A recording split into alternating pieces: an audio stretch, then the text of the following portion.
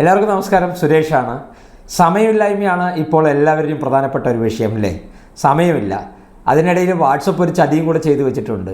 ഈ സമയക്കുറവ് ഉള്ളതുകൊണ്ട് തന്നെ നമ്മളെല്ലാവരും വാട്സപ്പിൽ എല്ലാവരുടെയും വോയിസ് കേൾക്കുന്നത് 1.5-ലും 2-ലൊക്കെ ഇട്ടിട്ടാണ് അല്ലേ? അതിലൊരു പ്രശ്നമുണ്ട്.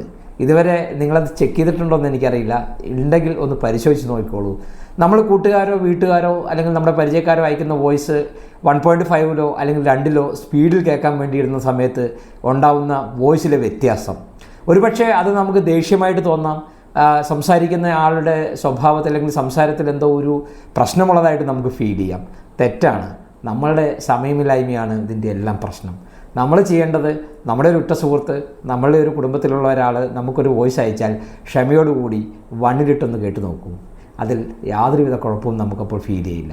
ഈ 1.5-ഉം 2-ലും ഇടുമ്പം സ്പീഡ് കൂടുന്നതനുസരിച്ചിട്ട് ആ പറയുന്നയാൾ എന്തോ നമ്മളെ കുറ്റപ്പെടുത്തുന്നതായിട്ടോ അല്ലെങ്കിൽ നമ്മളോട് ദേഷ്യപ്പെടുന്നതായിട്ടോ നമുക്ക് ഫീൽ ചെയ്യാം. ദയവേത് എല്ലാവരും സമയം കണ്ടെത്തി ഒന്നിൽ കേൾക്കണമെന്നാണ് എനിക്ക് ഇന്നത്തെ ദിവസം നിങ്ങളോട് പറയാനുള്ളത്. Thank you.